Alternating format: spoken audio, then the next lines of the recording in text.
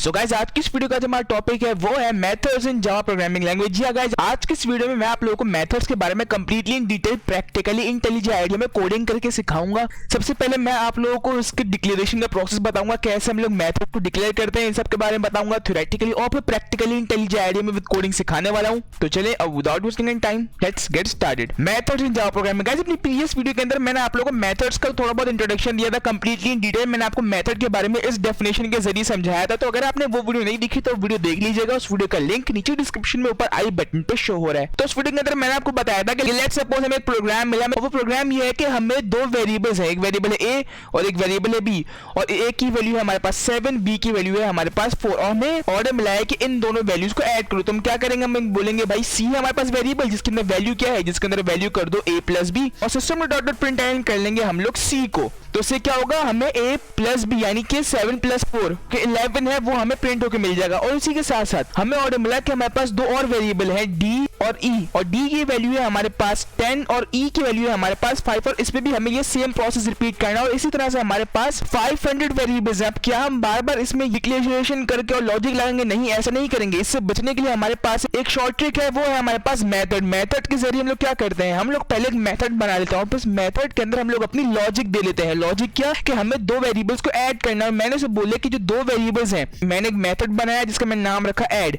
मैं आगे आपको सिखाऊंगा कैसे मेथड बनाते हैं जावा प्रोग्रामिंग के अंदर। हमने एक मेथड बनाया जिसका नाम हमने रखा ऐड। हमने बोला कि भाई हमारे पास x प्लस y और इज इक्वल टू z, यानी हमने एक मेथड बनाया, बोला कि भाई इन दो वैल्यूज को आपने ऐड करना है और ऐड करके इस वेरिएबल के अंदर डाल देना। ये हमने एक मेथड बनाया है और एक लॉजिक बना दिया। फिर जहां जहां हमने यूज हुआ, यानी हमारे पास एक वेरिएबल है u और i, u की वैल्यू है 10, i की वैल्यू है 1, और मैं चाहता हूं कि मुझे इसमें भी यही लॉजिक अप्लाई हो। तो इसके लिए मुझे बार बार c या फिर कोई और वेरिएबल डिक्लेयर करके लिखना नहीं पड़ता कि is equal to u plus i और सिस्टम में dot dot println variable नहीं। मैं बस सिंपली यहाँ पर लिख सकता हूँ ऐड लॉजिक के यहाँ पर मेरे ऐड लॉजिक जो है वो लगा दो। तो क्या होगा, ऐड लॉजिक लगाने से मुझे जो उसका आंसर है ऐड होकर वो प्रिंट होकर मिल जाएगा। सो इसी चीज को हम लोग कहते हैं मेथड। इन डिटेल मैंने आपको अपनी प्रीवियस वीडियो के अंदर बताया था, तो अगर आपने इन डिटेल समझना है तो वहां से जाकर देख सकते हैं। सो गाइस अब हम लोग बात कर लेते हैं मेथड की डिक्लेरेशन की, कि जावा प्रोग्रामिंग के अंदर हम लोग मेथड को कैसे डिक्लेयर करते हैं, इसका सिंटेक्स क्या होता है। मेथड डिक्लेरेशन गाइस ये होता है तरीका हमारे पास मेथड को डिक्लेयर करने का। जब मैं इसके बारे में थोड़ी रिसर्च कर रहा था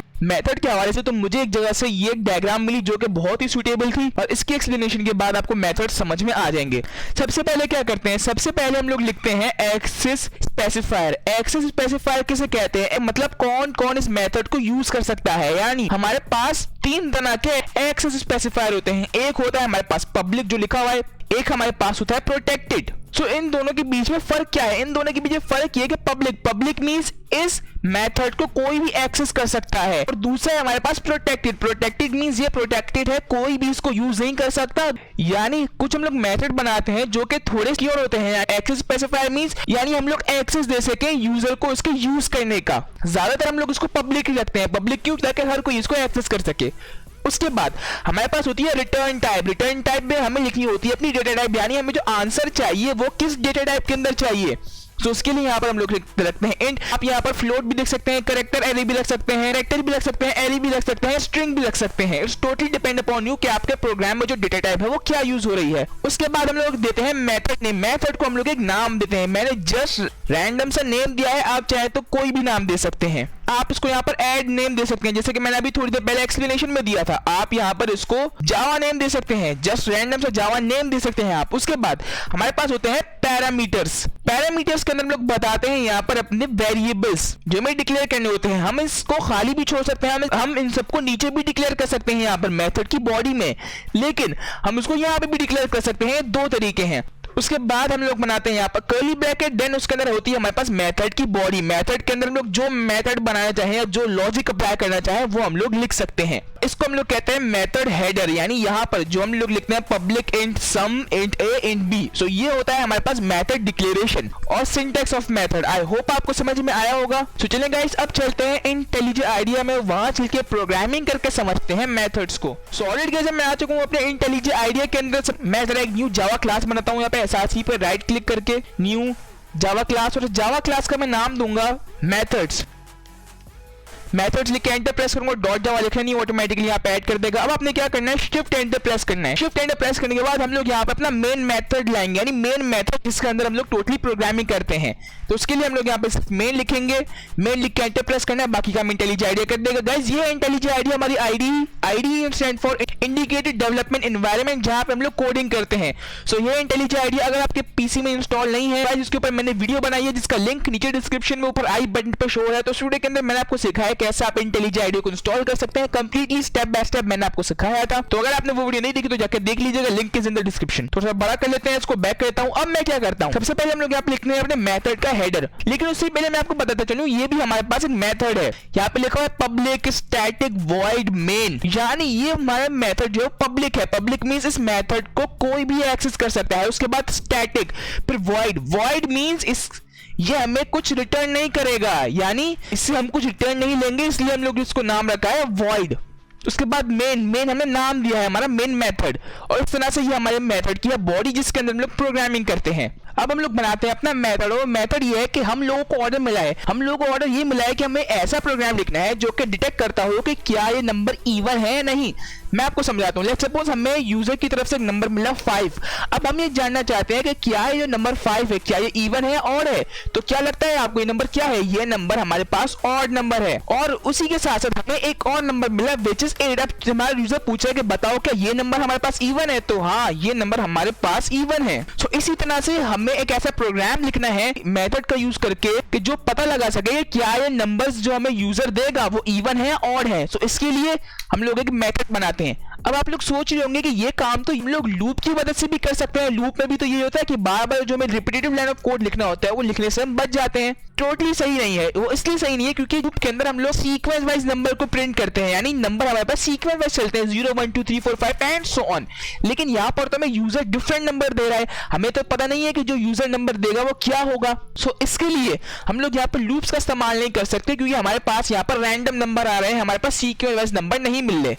तो उसके लिए हम लोग यहाँ पे यूज करेंगे मेथड का। तो चलें मेथड बनाते हैं। कि मैं क्या करूंगा, मैं यहाँ पे एंटर प्रेस करूंगा, हम लोग यहाँ पर ऊपर एक मेथड लिखेंगे। हम उसके लिए मैं क्या कोड लिखूंगा, उसके लिए मैं लिखूंगा इसको पब्लिक, ताकि कोई भी उसको एक्सेस कर सके। पब्लिक लिखूंगा, और फिर जो रिटर्न डेटा टाइप होगी वो होगी मेरे पास इंट, और उसका जो नाम रखूंगा मैं रखूंगा फाइंड। मैंने सिंपली फाइंड नेम दे दिया। उसके बाद मैं क्या करूंगा, उसके बाद मैं बताऊंगा इसके पैरामीटर्स। तो पैरामीटर में इसको दूंगा इंट नम, यानी मैं एक इंट नम नाम का वेरिएबल सपोज कर रहा हूँ। और फिर उसके बाद क्या करूंगा, कर्ली ब्रैकेट, और फिर इसके अंदर मैं लिखूंगा यहाँ पर इफ। मैं यहाँ पर एक कंडीशन लगाऊंगा, वो कंडीशन ये होगी कि अगर num %2 इक्वल टू 0 तो क्या करो, तो system.out.println इसके अंदर मैं लिखूंगा is इवन, और उससे पहले यहाँ पर मैं करूंगा प्लस, और फिर मैं यहाँ पे लिखूंगा नम जो हमारी वैल्यू होगी, और फिर उसके बाद और एंटर प्रेस करके मैं यहाँ पे लिखूंगा एल्स, हमारी एल्स स्टेटमेंट। अगर ये ना हो तो फिर system.out.println हमें प्रिंट होके मिले नम प्लस उसी के साथ प्रिंट होके मिले इज ऑड।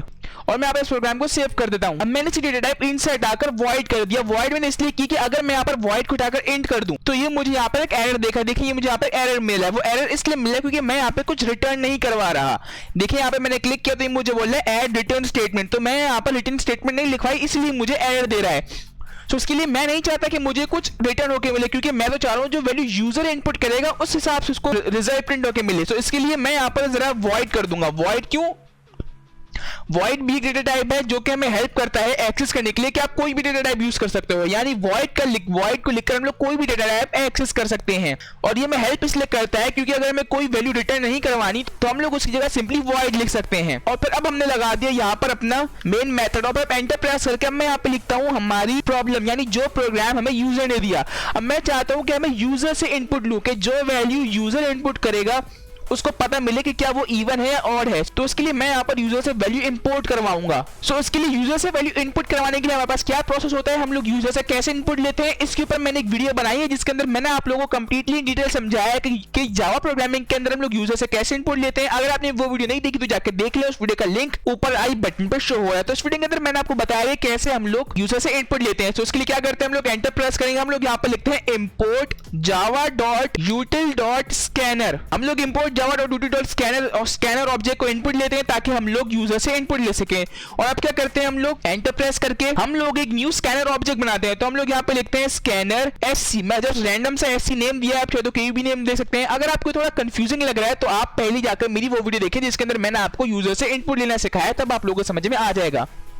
उसके लिए scanner SC is equal to एक न्यू स्कैनर ऑब्जेक्ट बनाते हैं, न्यू स्कैनर, और फिर इसके अंदर मैं नाम लिखता हूँ सिस्टम डॉट इन, यानी हम लोग यूजर से इनपुट ले रहे हैं, सेमीकोलन एंड में। फिर एंटर प्रेस करके मैं यहाँ पर लगाता हूँ एक सिस्टम डॉट प्रिंटलन, और उसके अंदर मैं लिखता हूँ यहाँ पर enter the value you want to check। सो इससे क्या होगा, मैं यहाँ पर एंटर प्रेस करता हूँ तो क्या होगा, मेरा कंपाइलर यूजर से इनपुट मांगेगा, वो बोलेगा भाई कि एंटर करो वो वैल्यू जो आप चेक करवाना चाहते हो कि क्या वो वैल्यू इवन है और है। सो इसके लिए एंटर प्रेस करके मैं यहाँ पे लिखूंगा int num is equal to SC dot next int. इस लाइन को लिखने का मकसद ये कि मैं बताऊंगा कि जो वैल्यू यूजर इनपुट कर रहा है वो इंट है। नेक्स्ट इंट यानी जो SC यानी जो ये मैंने स्कैनर ऑब्जेक्ट बनाया था जो यूजर से वैल्यू इनपुट ले रहा है वो ये बताएगा कि ये वैल्यू जो है वो इंटीजर होगी। और अब कैसे पता चलेगा कंपाइलर को कि इस वैल्यू के साथ हमें क्या करना है जो यूजर ने इनपुट दी है, मैं बताऊंगा इसको इस तरह से कि मैं यहाँ पे लिख दूंगा मेथड, कि जो मैंने जो ऊपर मेथड लिखा है इस मेथड को यहाँ पे अप्लाई करो कि जो वैल्यू यूजर इनपुट दे रहा है उसको चेक करो,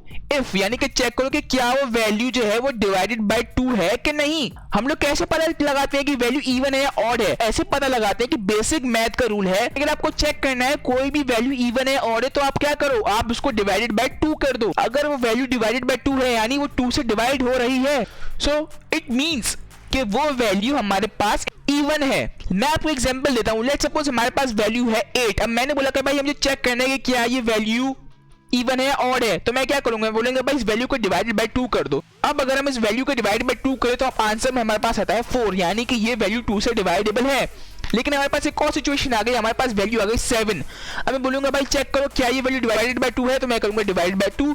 तो अब ये वैल्यू हमारे पास डिवाइडेड बाय 2 नहीं है क्योंकि 7 हमारे पास 2 के टेबल में नहीं आता, तो जो वैल्यूज 2 के मल्टीपल होंगी वो वैल्यू हमारे पास इवन होती है। सो ये लॉजिक मैंने यहाँ पे लिखी है, जो वैल्यू 2 के मल्टीपल हुई तो क्या करो वो इवन कर दो, एल्स अगर वो इस कंडीशन से ना गुजरे तो सिंपली प्रिंट करके दे दो जो वैल्यू आपने एंटर की है वो ऑड है। सो इसके लिए मैं क्या करूंगा, मैं इस मेथड को कॉल करूंगा। यहाँ पे मैंने मेथड को अपने डिक्लेयर किया और अब मैं यहाँ पर मेथड को कॉल करूंगा और बताऊंगा कि भाई जो वैल्यू जो इनपुट करेगा उसके साथ अब ये मेथड अप्लाई करो।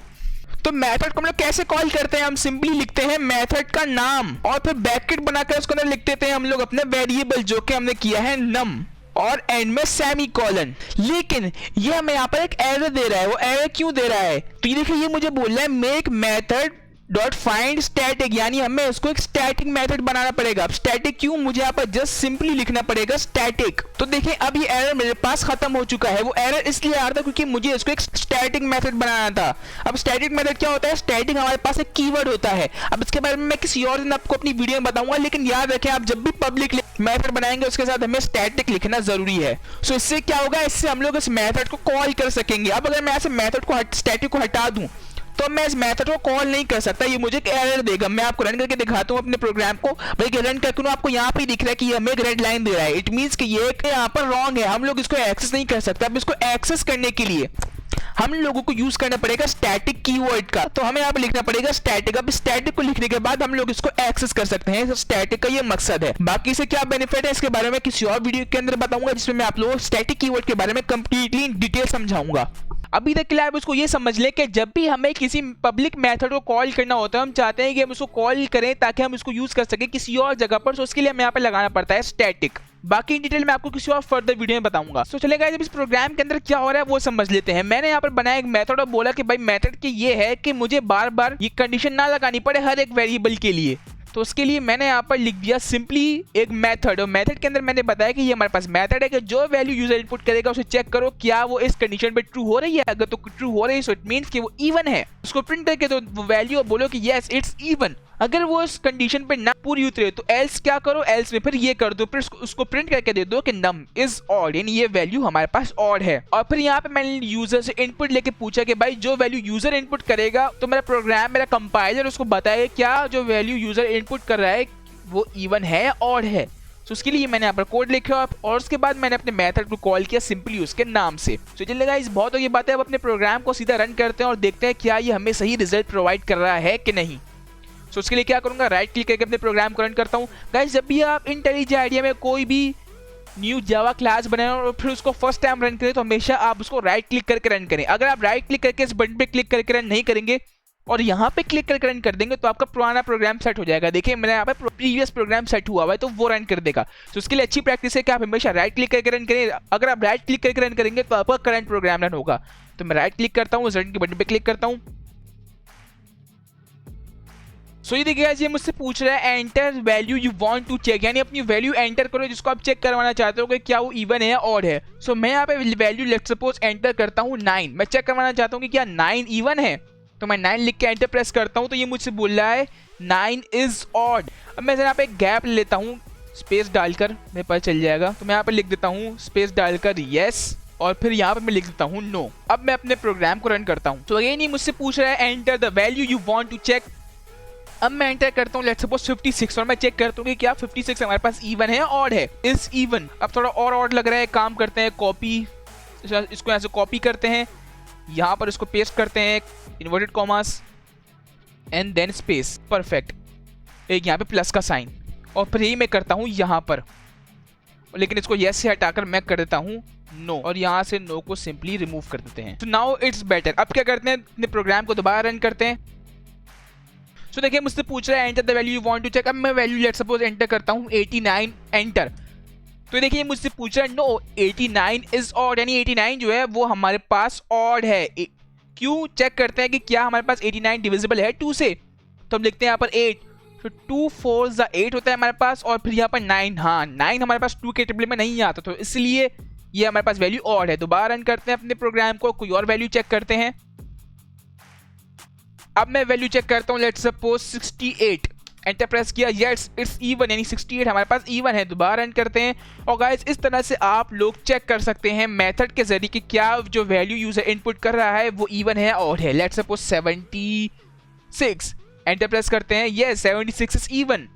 सो गाइस ये होता है हमारे पास वो प्रोग्राम जिसके जरिए हम चेक कर पाते हैं क्या जो वैल्यू यूजर इनपुट कर रहा है वो इवन है और है यूजिंग मेथड्स। ये होता है हमारे पास methods. So I hope guys आपको आज के इस वीडियो से मेथड कंप्लीटली डिटेल समझ में आ गया होगा। अगर आए हो तो इस वीडियो को लाइक लाजमी कीजिए। लेटर ऑन ऐसी जावा प्रोग्रामिंग से रिलेटेड वीडियो से अपडेटेड रहने के लिए मेरे चैनल को सब्सक्राइब करके बेल नोटिफिकेशन को ऑल पे कर लें ताकि मैं जब भी कोई न्यू वीडियो अपलोड करूँ तो उसका लिंक आपके पास सबसे पहले पहुंचे। एंड गाइस अगर आपको नहीं पता कि पूरा जावा कोर्स है जिसके अंदर मैं जावा प्रोग्रामिंग को स्टार्टिंग से लेकर एंड तक बिल्कुल सीख के मैं पढ़ा रहा हूँ, तो ये गाइस ये एक पूरा कोर्स है। इस कोर्स की मैंने एक प्लेलिस्ट बनाई है। सो ये है वो प्लेलिस्ट, इस प्लेलिस्ट के अंदर मैं जावा प्रोग्रामिंग को स्टार्टिंग से लेकर एंड तक बिल्कुल सीक्वेंस वाइज पढ़ा रहा हूँ। मैं इस प्लेलिस्ट के अंदर डेली बेसिस पे वीडियोस अपलोड कर रहा हूँ और ये वीडियो भी इसी प्लेलिस्ट का हिस्सा है।